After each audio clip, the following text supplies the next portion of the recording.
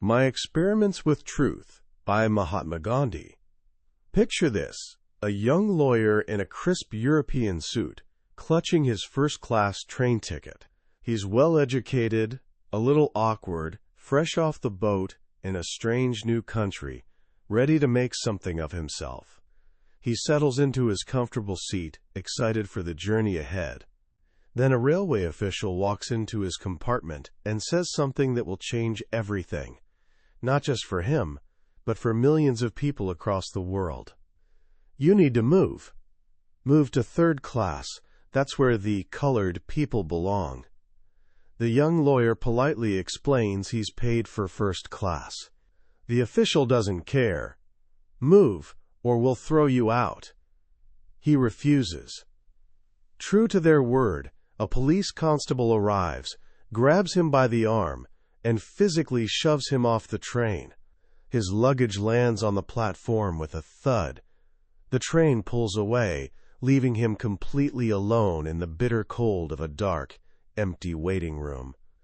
Shivering through that endless night, something ignites inside him. He wrestles with a question that will define everything that follows. Should I fight for what's right? Or should I just pack up and go home? Running away, he decides, would be pure cowardice.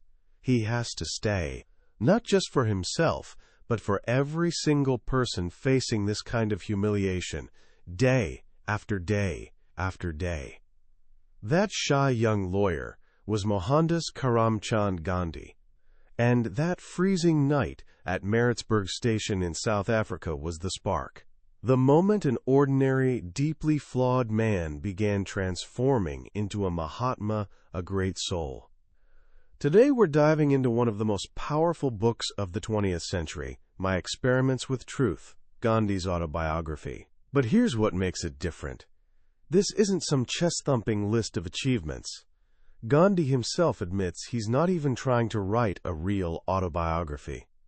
Instead, what you get is brutally honest, almost uncomfortably humble. It's the story of his lifelong quest for Satya, truth. He called his life a series of experiments, and this book, think of it as his lab journal. By the time we're done today, you'll see how a man terrified of his own shadow taught himself to be fearless. You'll understand the simple but radical principles he used to challenge injustice, unite millions, and ultimately bring the mighty British Empire to its knees. And here's the most important part. You'll realize his journey wasn't that of a born saint. It was the journey of a regular human being, someone with doubts, failures, and embarrassing mistakes, who just kept working on himself, one honest experiment at a time. This is the blueprint for building a great soul. Gandhi's story doesn't start with a hero. It starts with a kid. A completely ordinary kid, born October 2nd, 1869, in Porbandar, India. Young Mohandas was, by his own admission, a mediocre student. Painfully shy, so shy he'd literally sprint home from school the second it ended, just to avoid talking to anyone. He was haunted by fears, ghosts, thieves, snakes.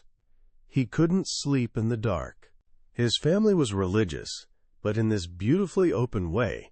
His parents visited temples for different Hindu gods, and their friends were Muslim, Parsi, Jain, you name it. This early exposure taught him something crucial: respect for all faiths. But the biggest influence? His mother, Putlabai. She was practically a saint. She'd fast for days, sometimes vowing not to eat until she saw the sun. On cloudy days, the kids would watch the sky like hawks. If the sun peeked out, they'd race to tell her. Often by the time she got outside, it was gone again. She'd just smile and say, "God didn't want me to eat today." Her unshakable faith and self-control left a permanent mark on him. But even with this upbringing, young Mohandas wasn't immune to temptation. At 13, ridiculously early, even he admits, he got married to Kasturbai, a girl the same age. He remembers the wedding not as some solemn duty, but with childish excitement, fancy clothes, drums, and a strange girl to play with. Almost immediately, he turned into this possessive, jealous husband. He was consumed by what he calls a devouring passion. Kasturbai couldn't go to the temple or visit friends without his permission. But she had her own fire and flat out refused to be controlled. Bitter fights, long, cold silences. Looking back, Gandhi writes with deep regret about his lustful cruelty, realizing she was never his property. She was his equal partner. That lesson took him decades to truly learn. During high school, he fell in with a friend who was everything he wasn't: strong, athletic, fearless. This friend sold him on a powerful idea. The British could rule India because they ate meat. Meat would make Gandhi strong, brave, able to face down ghosts and serpents. There was even a popular poem going around: "Behold the mighty Englishman, he rules the Indian small, because being a meat-eater, he is 5 cubits tall." Gandhi, self-described coward and weakling, bought it. The idea of making Indians strong enough to overthrow the British blinded him to everything else. But there was a problem. His devout Vaishnava family thought meat-eating was unthinkable. If his parents found out, he was convinced they'd be, quote, shocked to death. So he did it in secret. By a lonely river he saw and tasted meat for the first time. Tough as leather, he could barely choke it down. That night? Horrible nightmare. A live goat bleeding inside his stomach. But his friend kept at it, cooking tastier dishes. Eventually, Gandhi started to enjoy these secret feasts. The lying, though, ate him alive. Every time he came home without an appetite, he had to lie to his mother. Finally, he made a call. Lying to his parents was worse than giving up meat. He decided not to touch it again during their lifetime. He'd chosen truth over his desire for reform. That wasn't his only struggle. He and a relative took up smoking, stealing cigarette butts and swiping coins from servants to buy their own. When the lack of freedom became unbearable, they decided, dramatically, to end it all. They got hold of poisonous datura seeds and went to a temple. But when push came to shove, their courage evaporated. They swallowed just 2 or 3 seeds, got scared of actually dying, and called the whole thing off. The lesson? Suicide is way easier to think about than to actually do. A more serious failing came at 15. To help his brother pay off a debt of 25 rupees, Gandhi stole a bit of gold from his brother's armlet. The guilt destroyed him. He knew he had to confess to his father, but he was too terrified, not of punishment, but of causing his father pain. So he wrote it out, what he'd done, why he did it, a request for punishment, and a promise never to steal again. Trembling, he handed the note to his father, who was lying sick in bed. His father read it slowly. As he did, tears, actual pearl drops, rolled down his cheeks, wetting the paper. He closed his eyes for a moment, then tore up the note and lay back down. Gandhi cried too, overwhelmed by his father's pain. But those weren't tears of anger. They were tears of love. Those pearl drops of love, Gandhi writes, cleansed my heart and washed my sin away. It was his first real lesson in ahimsa, nonviolence. A clean confession, combined with genuine resolve not to repeat the mistake, was the truest form of repentance. His father's silent, loving forgiveness didn't just make him feel safe. It deepened his affection beyond measure. It was an early, powerful experiment in the transformative power of truth. At 18, after passing his exams, Gandhi's family decided his best shot was to become a barrister in England. His mother was terrified. She'd heard stories. Young men in England got lost, took to meat and liquor. To calm her, Gandhi took a solemn vow before a Jain monk: no wine, no women, no meat. Only then did she let him go. London was overwhelming. He was shy, his English was shaky, and he had zero clue about European etiquette. A kind doctor gave him his first lessons. Don't touch other people's things. Don't ask intrusive questions like we do in India. Don't talk loudly. But his biggest problem? Food. He'd promised his mother he wouldn't eat meat, but a friend he was staying with argued relentlessly that surviving in England without it was impossible. What's the value of a vow made to an illiterate mother who doesn't understand life here? The friend pressed. Gandhi's answer was simple and firm. A vow is a vow. It cannot be broken. So he starved at lunch and dinner, living mostly on breakfast porridge. He'd walk 10 or 12 miles a day, searching desperately for a vegetarian restaurant. One day, he found one in Farringdon Street. Pure joy. In the window, he spotted a book for sale, A Plea for Vegetarianism by Salt. He bought it and went inside for his first satisfying meal since arriving. He devoured the book from cover to cover. It was a revelation.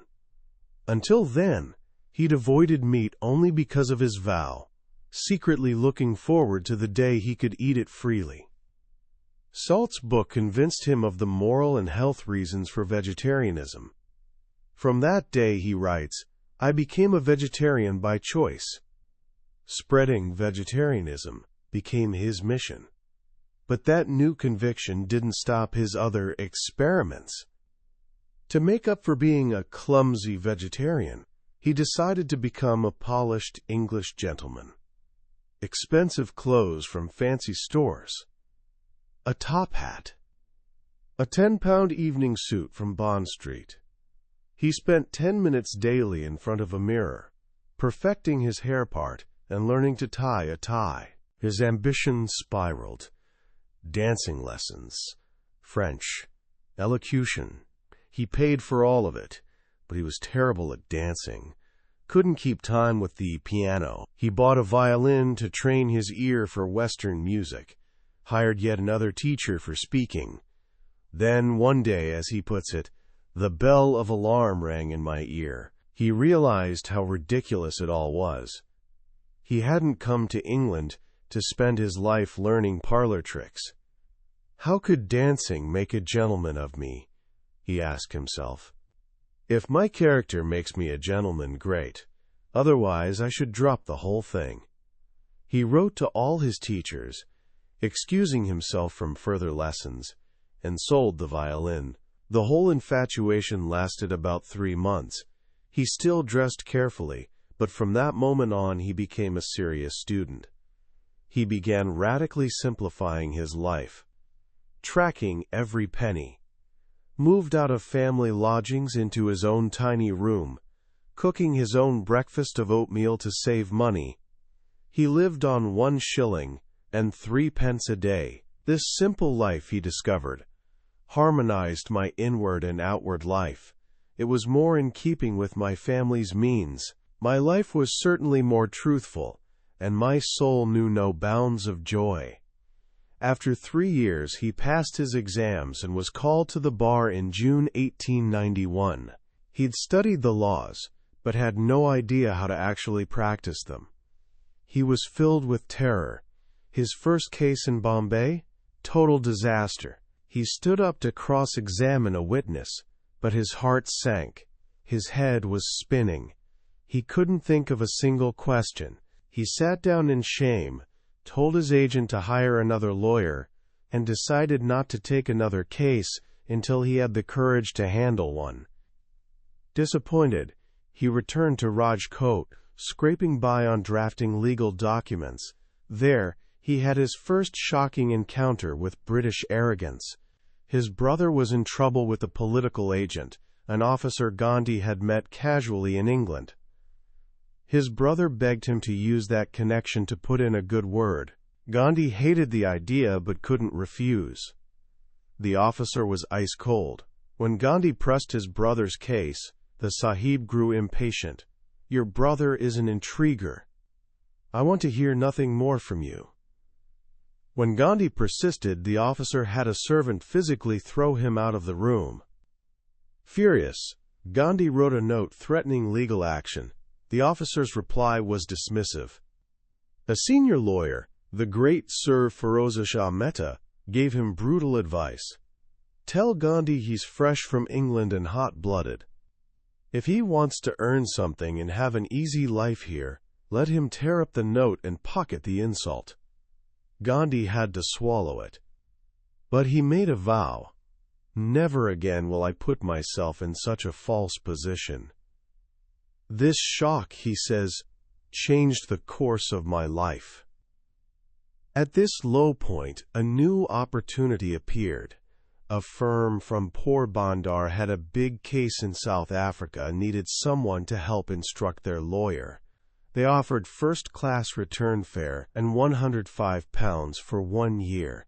It was a chance to escape, see a new country, have a new experience. Without much thought, he accepted and got ready for South Africa. He arrived in Durban in May 1893. The client who received him, Abdullah Sheth, was puzzled. Gandhi, with his expensive European wardrobe and manners, seemed like a white elephant. On his second or third day, Abdullah took him to court. The magistrate stared at him and ordered him to remove his turban. Gandhi refused and walked out. He quickly learned about the vicious prejudice in South Africa. Indians were divided into groups. Muslim merchants calling themselves Arabs, Hindu and Parsi clerks, and the largest group, indentured laborers. These laborers were called girmitias, a corruption of agreement.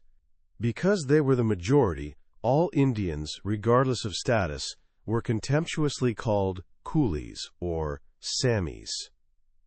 Gandhi was a coolie barrister. The merchants were coolie merchants. The turban was a symbol of self-respect. Removing it meant pocketing an insult. He considered wearing an English hat instead, but Abdullah warned, "If you wear an English hat, you'll be mistaken for a waiter." Gandhi saw the wisdom, wrote to the press defending the turban, and gained unexpected notoriety as an, quote, unwelcome visitor. A week later, he was sent to Pretoria for the case. He booked a first-class seat. The train reached Maritzburg around 9 p.m. A railway official entered and told him to move to the van compartment. "But I have a first-class ticket," he said. "Doesn't matter. You must go to the van compartment." When he refused, a constable was called. He was pushed out of the train, his luggage thrown after him. He sat alone in the dark, freezing waiting room. His overcoat was in his luggage, but he didn't dare ask for it, afraid of being insulted again. That night, he made the decision that would ignite everything. The hardship was just a symptom of the deep disease of color prejudice. He had to try to root out the disease, even if it meant suffering. Running back to India would be cowardice. The next leg was by stagecoach. The man in charge, the, quote, leader, refused to seat him inside with white passengers, making him sit outside next to the driver. Later, wanting to smoke, the leader spread a dirty sack on the footboard and ordered Gandhi, "Sami, you sit on this." It was too much. "I will not," Gandhi said, "but I'm prepared to sit inside." The man came down hard, boxing his ears, trying to drag him down. Gandhi clung to the brass rails, determined to hold on. The other passengers, moved to pity, intervened. "Let him alone. Don't beat him. He's right." The man stopped, but growled, "Just wait till we get to Standerton. I'll show you." In Standerton, Indian friends received him with their own bitter stories. The next morning, He was given a seat inside and reached Johannesburg safely. There, he tried to get a room at the Grand National Hotel. The manager politely told him, "I'm very sorry, we're full." An Indian friend laughed at his naivete. "How did you ever expect to be admitted to a hotel?" The final part was by train to Pretoria. He was warned that first and second class tickets were never issued to Indians in the Transvaal. But Gandhi was determined. Dressed in his frock coat and tie, he went to the station master, introduced himself as a barrister, and made his case. The station master, a Dutchman, was sympathetic. "I want to give you a ticket, on one condition. If the guard asks you to move to third class, you won't involve me." Gandhi agreed. On the train, the guard angrily signaled him to move. But an English passenger spoke up. "Don't you see he has a first-class ticket?" "I don't mind at all his traveling with me." The guard muttered, "If you want to travel with a coolie, what do I care?"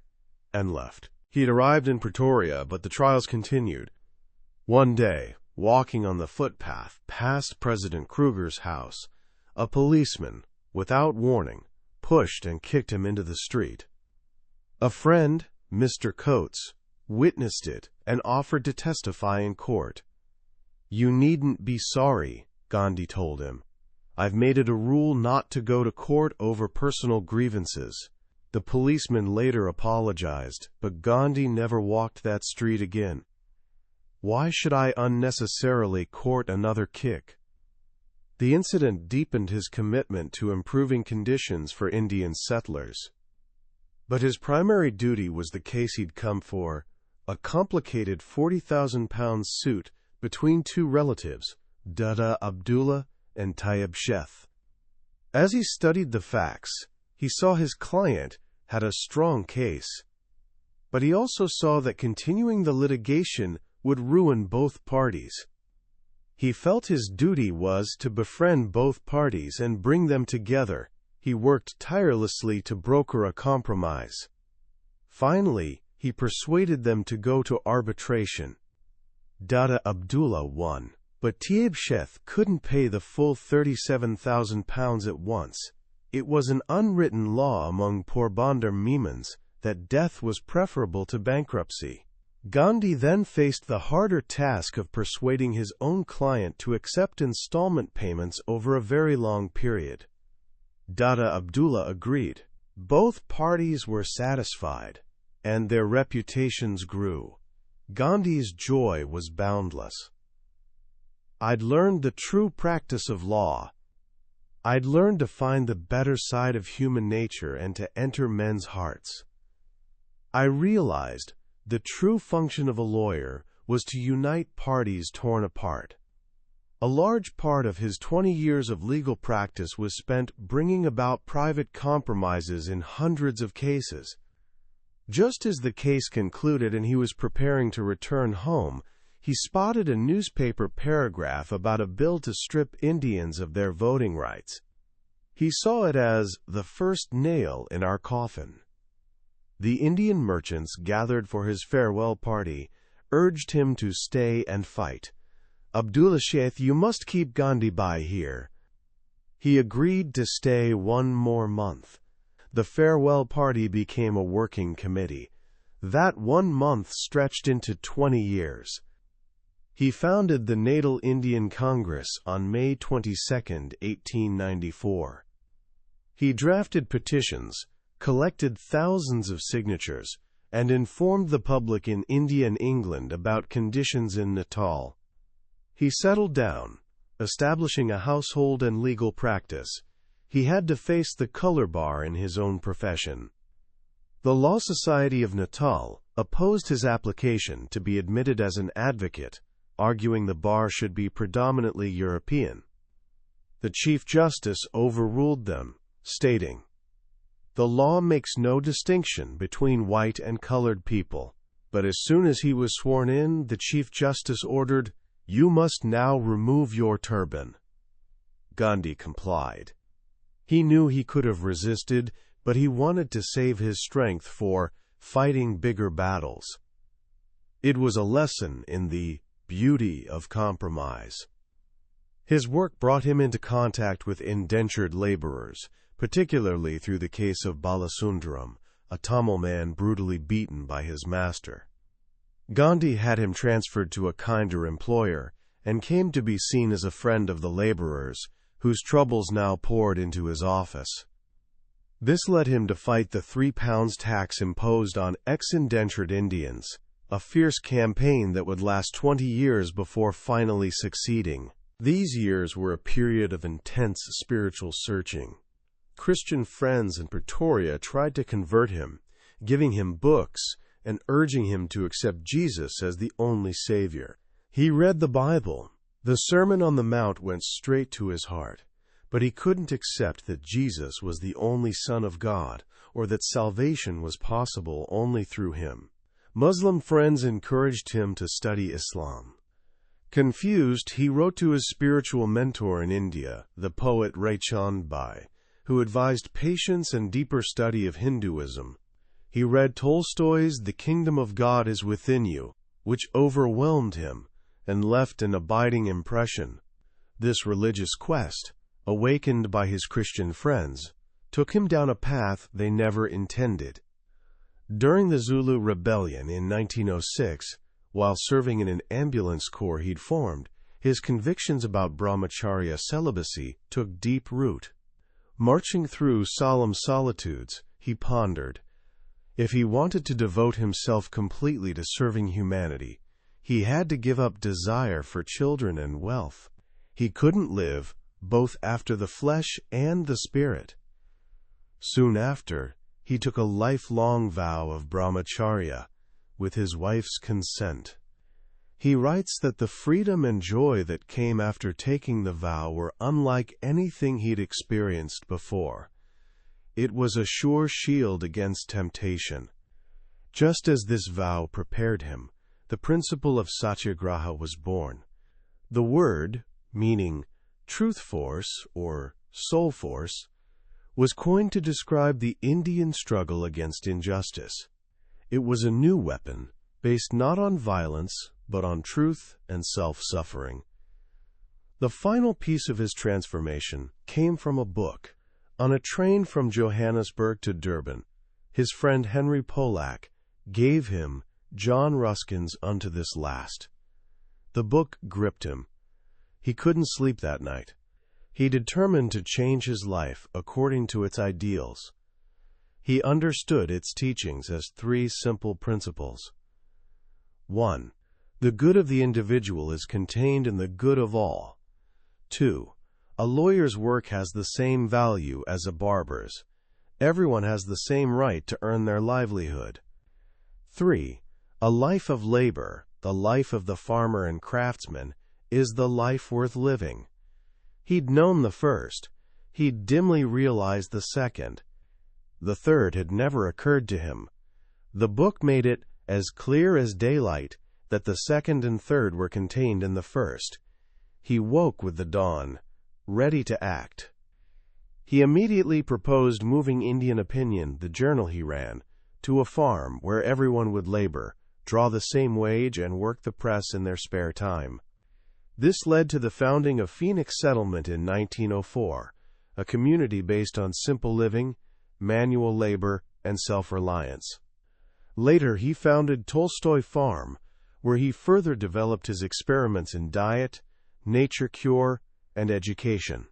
He believed character building was the proper foundation of education, best imparted not through books, but through the teacher's life and character. In 1914, after 21 years in South Africa, his work there was done. The Satyagraha struggle had ended, and his mentor, Gokhale, called him home. As he prepared to leave, the community showered him with expensive gifts, gold, silver, even diamonds. That night, he couldn't sleep. How could he, simplifying his life and urging others to reject materialism, accept these things? He decided he couldn't. He persuaded his wife and children to agree and created a trust dedicating all the gifts to community service. He arrived in India in 1915, now a transformed man. His shyness remained. At his first major public speech in Bombay, his voice was so low another man had to read it for him, but his conviction was unshakable. As promised to Gokhale, he spent a year traveling India, mostly in third class, to understand the real condition of his country. The filth and overcrowding of the trains, and authorities' indifference to the poor, pained him deeply. In 1915, he founded the Satyagraha ashram at Kotrub, near Ahmedabad. Within months, it faced a severe test. He was asked to accept an untouchable family. He agreed. Immediately, all financial support stopped, and rumors of social boycott spread. Things came to a head when his manager said, "We're out of funds." "There's nothing for next month," Gandhi replied quietly. "Then we'll move to the untouchables quarter." Just then, unexpected help arrived. A wealthy merchant he'd met only once drove up, placed 13,000 rupees in his hands, and drove away without a word. But the storm outside was nothing compared to the storm within. His own wife, Kasturbai, and other women in the ashram resented the untouchable family's presence. It was a valuable, painful lesson in the deep roots of prejudice. Soon after, he was drawn into his first major Satyagraha campaign in India. An agriculturist from Champaran, Rajkumar Shukla, followed him across the country, begging him to see the plight of indigo sharecroppers being exploited by British planters. When Gandhi arrived in Champaran and began investigating, he was ordered to leave the district. He refused. Summoned to court, he pleaded guilty to disobeying the order, explaining he did so not from disrespect for law but in obedience to the higher law of our being, the voice of conscience. To everyone's surprise, the lieutenant governor ordered the case withdrawn. It was the country's first direct lesson in civil disobedience. The inquiry proceeded, the century-old exploitative system was abolished, and the stain of indigo was washed away. From Champaran, he was drawn to a labor dispute with mill workers in Ahmedabad. When striking workers began losing resolve, he undertook a fast, not to coerce mill owners, but to rally the workers. It was his first fast for a public cause, and it succeeded in bringing settlement. Then came the Kheda Satyagraha, where he guided peasants refusing to pay taxes due to crop failure. During this struggle, he realized he'd made a Himalayan miscalculation. He'd called for civil disobedience before people were fully trained in truth and nonviolence. He understood a satyagrahi must first learn willing and respectful obedience to state laws before earning the right to disobey them. He immediately suspended the campaign. He was recovering from severe illness when news of the Rowlatt Bills, laws allowing imprisonment without trial, startled him. One morning, in that twilight between sleep and waking, an idea came: call for a nationwide hartal, a general strike, a day of fasting and prayer to launch Satyagraha. On April 6, 1919, all of India, from one end to the other, observed a complete hartal. It was, he wrote, a most wonderful spectacle. But peaceful protest soon gave way to violence in Delhi, Amritsar, and Ahmedabad. On his way to Punjab to calm things, Gandhi was arrested and sent back to Bombay. News of his arrest sparked more riots. He was horrified. He suspended Satyagraha, declaring he wouldn't lead a mass movement until people learned the lesson of peace. The violence culminated in the Jallianwala Bagh massacre in Amritsar. Gandhi was finally allowed into Punjab and appointed to the Congress Committee investigating the atrocities. What he heard filled him with deep pain. At the same time, the Khilafat movement was gaining momentum. Indian Muslims fighting to protect the Ottoman Caliphate. Gandhi saw it as a golden opportunity for Hindu-Muslim unity. He argued that if the Muslim cause was just, Hindus were bound to support them. At a Caliphate conference, he first proposed, quote, non-cooperation. This idea took shape at the Nagpur Congress in 1920, where he successfully passed a resolution for non-violent non-cooperation to achieve Swaraj, or self-rule. Here, he also led the charge to reform the Congress Constitution, transforming it from an elite club into a mass-based organization with real machinery for action. But the most potent symbol of this new movement wasn't born in a committee room. It came from a humble search for a simple tool. For years, Gandhi had been looking for a spinning wheel. He believed if India could spin its own yarn and weave its own cloth, it could break economic dependence on Britain and provide work for starving millions. After a long search, the spinning wheel was found in a village in Baroda. Soon, the hum of the charkha filled the ashram, and khadi, hand-spun, hand-woven cloth, became the uniform of freedom. It was the thread that would stitch a nation together. Gandhi's story, as he tells it, ends here in the early 1920s, on the cusp of the great national movements he would lead. His life from that point, he says, was so public there was little left to tell. But the experiments never stopped. The final experiment, the ultimate test of his faith, was still to come. But for that, you have to look beyond the pages of this book, to the history of a nation he helped create. So what do we take from this incredible journey? What's the secret hidden in Gandhi's My Experiments with Truth? Here's the most powerful lesson. Greatness isn't something you're born with. It's a discipline you build. Gandhi wasn't born a Mahatma. He was born shy, fearful, and deeply flawed. The person he became was the result of a lifetime of conscious, deliberate, sometimes painful self-improvement. His life was a laboratory, and his own soul was the subject. He experimented with diet, not just for health, but to conquer his passions. He experimented with possessions, giving up wealth and insurance not because he was a natural ascetic, but to cultivate deeper faith in God and a spirit of non-attachment. He experimented with relationships, learning to see his wife as an equal and all humanity as his family. At the heart of it all was his unwavering devotion to truth. For Gandhi, truth wasn't just about honesty. It was the ultimate principle, another name for God.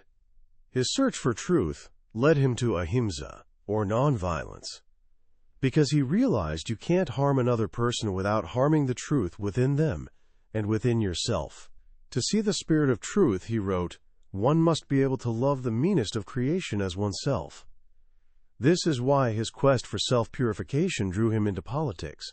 He believed religion and politics were inseparable, because a person devoted to truth can't stand aside when injustice is happening. You can't separate your inner life from your outer responsibilities. How can we apply these grand ideas to our own lives? We don't have to lead nations or challenge empires. The beauty of Gandhi's message is it starts with the smallest steps. Here are a few thoughts. First, start your own small experiment. Gandhi's journey began with simple acts: confessing a theft to his father, keeping a vow to his mother, trying to wash his own collars. Choose one small thing in your life that isn't quite right: a habit you want to change, a fear you want to face, a difficult truth you need to speak. Turn it into an experiment. For the next 7 days, approach it with honesty and discipline, and just observe what happens, not just around you, but within you. Second, practice service without expectation. Gandhi's life was defined by his spirit of service. It started small, nursing a leper who came to his door, helping at a charitable hospital for a few hours each morning. Find one small way to serve someone else this week, a friend, family member, stranger, without any thought of reward or recognition. See how it shifts your perspective. Finally, ask yourself the question that guided his entire life. What is my truth? What are the principles I hold most dear? In a world constantly asking us to compromise, to bend, to fit in, what are the things you won't compromise on? Knowing your own truth is the first step to living a life of purpose. That was a summary of my experiments with truth by Mahatma Gandhi. We've journeyed through the key moments of his transformation today, but honestly, a summary can only take you so far. The real magic of this book happens when you read it yourself. It's in the quiet moments when a particular story or simple, honest reflection hits you in a way you didn't expect. This summary is designed to help you decide if this book is worth your time. If anything we've talked about today has resonated with you, I encourage you to grab a copy. Reading it isn't just about learning history. It's an experience that can genuinely change the way you see yourself, your struggles, and your potential for growth. The link to the book is in the description below. Also, if you found this journey valuable, please show your support by hitting that like button and subscribing to the channel. That way, you won't miss our next deep dive into another life-changing book here on Billionaire's Bookshelf. Let's keep learning and growing together.